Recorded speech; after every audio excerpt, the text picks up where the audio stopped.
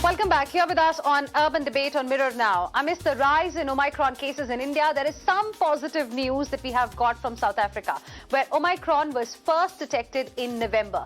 A study there has now suggested reduced risk of hospitalization and severe disease in people infected with Omicron variant as compared to Delta. So this is important because Omicron, we all know, is more transmissible than Delta, but now a study has indicated that it's not as severe as Delta was. And this new study, in fact, has found that people diagnosed with Omicron in South Africa between 1st of October and 30th of November were 80% less likely to be admitted to hospital than those diagnosed with another variant in the same period.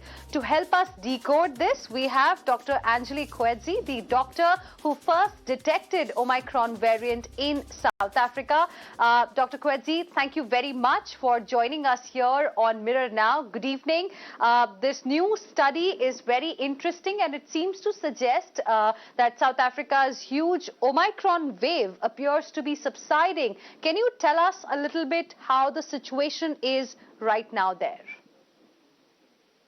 So a very good question how our situation currently are. We have a positivity rate around about 30% average. The numbers are still high of people testing positive. However, the people that we are seeing coming to the surgeries or in hospital are again less severe. It's mild cases. For now, our hospitals are coping with the COVID-19 cases. They are not overwhelmed with these cases, although we have a positivity rate of average of 30%. So with the intensity with which Omicron case count has gone up, with the same intensity, it has started going down. Is that correct? Well, we never have been under extreme pressure in the country because right from the beginning, although the numbers were high and it was doubling, especially in the beginning, as we have kept on saying all through the fourth wave, or all through the Omicron wave, that the majority of cases are predominantly mild and it's easily treatable out of hospital. And this, we're still seeing the same. It's still easily treatable. Many, Dr. Coetzee, believe, including Microsoft co-founder Bill Gates, that we could be entering the worst part of the pandemic. What will you say? Well, it's a fast-spreading virus. It's going to go to any country across the globe. It will be everywhere. I don't think we need to have to panic about that. I mean, it's a given. It's going to be everywhere. However, again, it's going to depend on how well you prepare your citizens regarding the clinical symptoms. What do your citizens need to look out for when they get infected? What do they need to do? It's a sort of a tick box that you need to provide your citizens with. You need to provide the doctors with a type of tick box, what they need to do when they encounter these patients. And you should not spread fear among the patients or the citizens. So it is important that people wear their masks. In South Africa, we have been wearing that masks for quite some time. It's still compulsory in South Africa. And what we see in our shopping centers, quite a lot of these shopping centers won't allow you if you don't have your mask on. And that is a very simple step, is the masks. And again, if there's a lot of people in the shops, we see that they do the social distancing. They will stand outside of the shop and wait to go in. We have seen that people attending these gatherings where there's a lot of people, we saw that they get sick. We saw them. They get infected. We also know that your vaccines are protecting you against severe disease. NICD, our Institute for Infectious Disease Control, just yesterday released a document where they said out of the 309 deaths, 87% was unvaccinated. and 13% of these people were vaccinated. Yes, we are going to see breakthrough infections. Yes, we are going to see reinfections. You should not be, let that be of a concern. That's a given. It's going to happen. It's going to happen in all the countries. But what do we see? Even though the vaccines still allow you to get mild disease, these people getting mild disease are easily treatable out of hospital who would have otherwise maybe not that lucky if they have not been vaccinated. And again, we see that the vaccinated people are less prone to go to hospital. They are, again, in the minority of people admitted to ICU. So we need to look at the facts in the eye and then say, how are we going to tackle this? That's that tick box that I'm talking about. Instead of telling everyone, yeah, the hospitals are not going to cope. Yes, the hospitals are not going to cope if everyone goes to the hospital because they don't know what's happening to them. If you do not empower your public regarding the symptoms and the tick box, for sure they will go to the hospital. But are they really need to be admitted? No. But you don't want your healthcare workers to get sick. Now, Omicron variant has been there for quite some time, especially in South Africa. There is a study which suggests that it's not as severe, at least, as Delta. Of course, it's highly transmissible, even more transmissible than Delta. What can you tell us from your experience about the severity of disease with Omicron? So you need to look at your hospital cases. You need to look at how many people are admitted in hospital. So maybe in Europe, there are more people in ICU admitted. So if we talk hospital, I'm actually referring to ICU and high care. If you have less people, huge number of infection, but not a lot of people lying in your ICU, then you know it's less severe. But for each and every patient lying in ICU, whether it's Delta, whether it's Omicron, for them it is severe. So we never should forget that.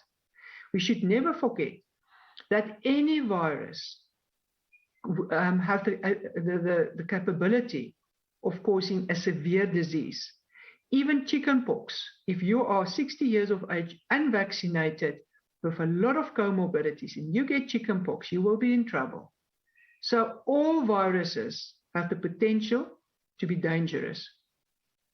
However, what we see with Omicron is that the majority of people are treated outside of hospital, minority are in hospital. It's not like Delta, where nearly half of the patients who were severely ill and you had to admit them. It's not the same. So yes, if it gives you severe disease, it is severe. And what will it give you? A pneumonia. Okay. That's what you normally will get with Omicron. That's what we have seen. But Omicron is not so much an infection of the lower respiratory tract. It seems to be more prone to go to the muscles, musculoskeletal type of infection. In other words, people will complain of backache, chest pain, severe headache, the tiredness, the bit of scratchy throat, maybe a bit of a cough. They will not complain of a severe blocked nose, a severe cough, a severe sore throat. That would be secondary to the muscle and body aches and pain and headache. And I think it's important to understand that. So body ache and pain is something that you have seen in most of the cases, and the hospitalization rate, of course, has been much lower. Can you also tell us, Dr. Coetzee, who have been most vulnerable, at least in South Africa? Unvaccinated people, younger population there. What is it that India and the world can learn from your experience? First, thank you for asking. That's very important. So the most vulnerable people for severe disease are your unvaccinated people, overweight, high blood pressure, sugar, uncontrolled. More or less the same cohort for Delta. Okay? So everyone above the age of 60 should get vaccinated. And if they are vaccinated, fully vaccinated, more than 3 months ago, they should get a booster. That's what we have seen as to help them to stay out of hospital. A mild disease, it doesn't really matter because we see actually more people with mild disease that's vaccinated or reinfected than unvaccinated people. So in ICU, it is the other way around.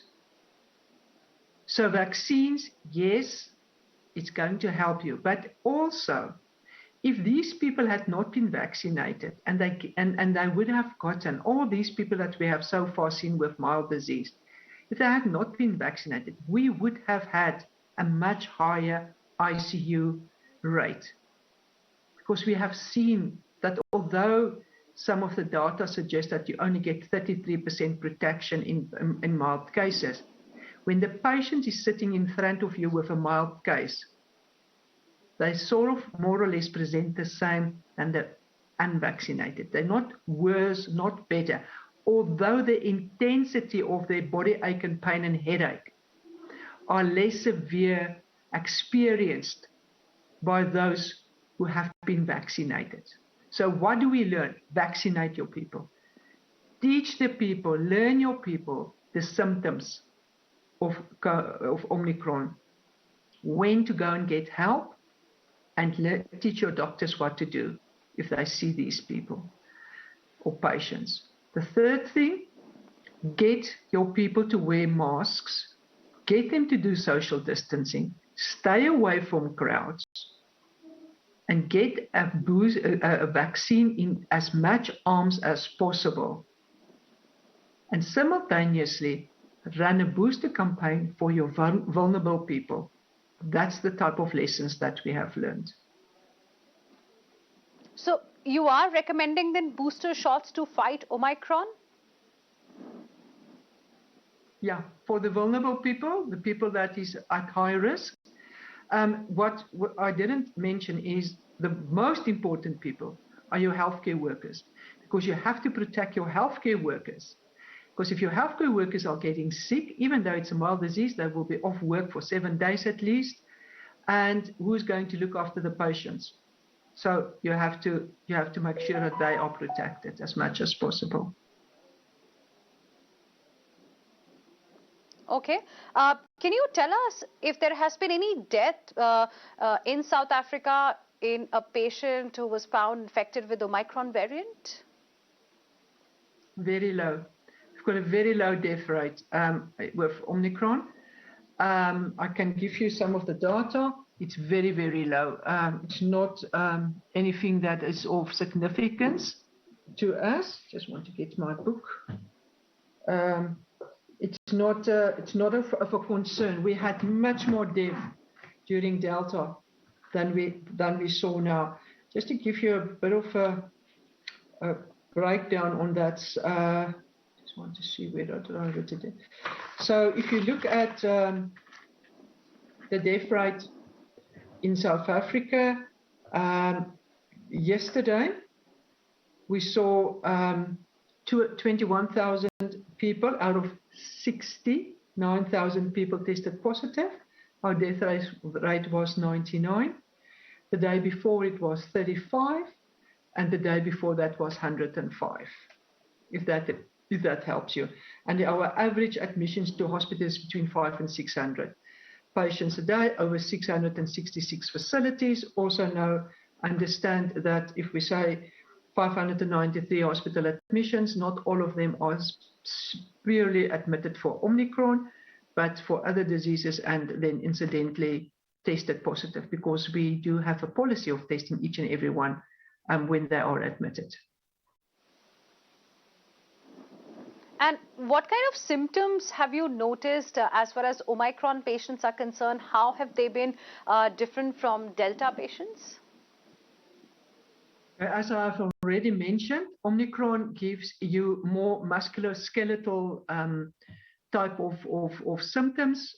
It is what the patient normally will tell you is, doctor, when I went to bed last night, I was fine during the night. I was a bit sweaty or cold. And when I woke up this morning, I've got this terrible chest pain and headache, and I feel tired. I don't feel well. That is Omicron. So again, you can test them. The best thing is not to test them that same day, but ask them to isolate, and then the next day you test them. Because if you test them immediately, we have seen that some of the rapid antigen tests is false negative. So just wait about 18 hours, test them. After 5-6 days, do not do a rapid test. It's going to be false negative. You then do a PCR test. That's the best test to do then. And both these tests, when they're positive, you can believe them, they are positive. So what you then do, if you wake up and you feel this, you go and test, you go to see your doctor, make sure, especially if you are one of the people with comorbidities above a certain age group, go and double check with your doctor that you are indeed controlled and that you are indeed having a mild disease. The right thing would be for the doctor to prescribe cortisone to you, as I've said, a short dosage of 5 days, and then you go home, get into bed, and you sweat it out for 2 to 3 days. Normally what we have seen after you have received your cortisone, between 3 to 4 days, they dramatically recover. And most of the patients, 99% of the patients, would be better within 7 days. If you have Delta, you will not complain so much of stomach of pain, of your musculoskeletal pain. You will either have a diarrhea, loss of smell, loss of taste. You will have a cough. You might have a running nose, more that flu-like symptoms of, as I've said, the nose and the cough and a bit of a diarrhea, than what you will have with Omicron. So clinically, we know what the picture between the two are at primary healthcare level. There is no need to have any further new data. In 6 weeks, nothing changed. Today, we are in our 6th week of clinical diagnosis of Omicron. In ICU, we know that the majority that lie there do have lower respiratory tract. They have what we call a pneumonia. Whether that's due to Delta or Omicron, we're not always sure, because we do not test in ICU which one of the two it is. But we presume, because 90% of our patients are Omicron, we would then presume that they would be Omicron. Now, with holiday season beginning soon, do you think there is a need to increase the restrictions? Again, compulsory wearing of masks, social distancing, good ventilation, water to wash your hands with. Stay away from crowds, stay away from parties, stay away from big gatherings, and get yourself vaccinated. Whether it's the vaccine or the booster vaccine, it's still the same. Get yourself vaccinated.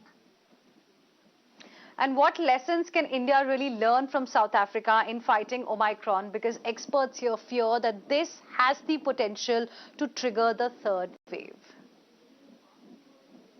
It will definitely trigger your third wave if you have not been in a third wave. You don't even have to worry about that. It's going to happen.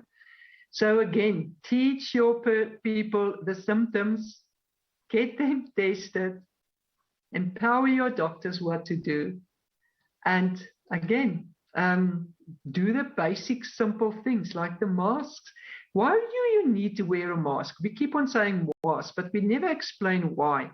So you need to understand that the normal mask, the face cloth mask type of thing, prevents you, if you have it underlying and you've not been vaccinated. Let's use that as an example. I've not been vaccinated, so I now have COVID, but I don't know it yet, because remember, 2 to 3 days before you start with symptoms, you're highly contagious. and then day 1 and 2 after you start with symptoms, you're still highly contagious. Thereafter, your viral load reduced. So before I have clinical symptoms, I am highly contagious. But if I wear my mask, it means I spread it less when I speak, when I cough, when I sneeze. So I keep the virus more to myself than to the rest of the people around me. So in that, I stop the spreading greatly. If, however, I'm vaccinated and I get a breakthrough or a reinfection and I wear my mask, where the unvaccinated person will 100% spread the virus through droplets, like I've said, speaking or singing or sneezing, I would spread it only 1/3 because I have a less viral load. My body are fighting the virus and, without me even noticing it. Therefore, you need to wear your mask. So the mask is not protecting you from getting it from person A. It's actually preventing you from spreading it to person A. I hope this makes sense. Dr. Coetzee, thank you very much for joining us, of course, and sending us that message for people here, because holiday season is approaching, and it's important to learn from you, because South Africa detected this new variant first, and you are telling us that situation has started getting better, so probably there's hope for us as well. Thank you very much, ma'am, for joining us. Thank you so much. And please stay safe and please wear your mask and get vaccinated or booster shots. Well, the mantra is very simple. Keep your mask on all the time. You cannot be out of your home without your mask. And we are saying this because Mumbai has recorded an increase in the number of cases, and people should be very, very careful. They should wear the mask and should avoid going to crowded places and get vaccinated on priority if they haven't. And Maharashtra, in fact, has seen about 23 new cases of Omicron. This is something that we need to be concerned about, but it is important to stay cautious and ensure that you maintain social distancing and you keep on wearing your mask when you are going out to any public place. Let's now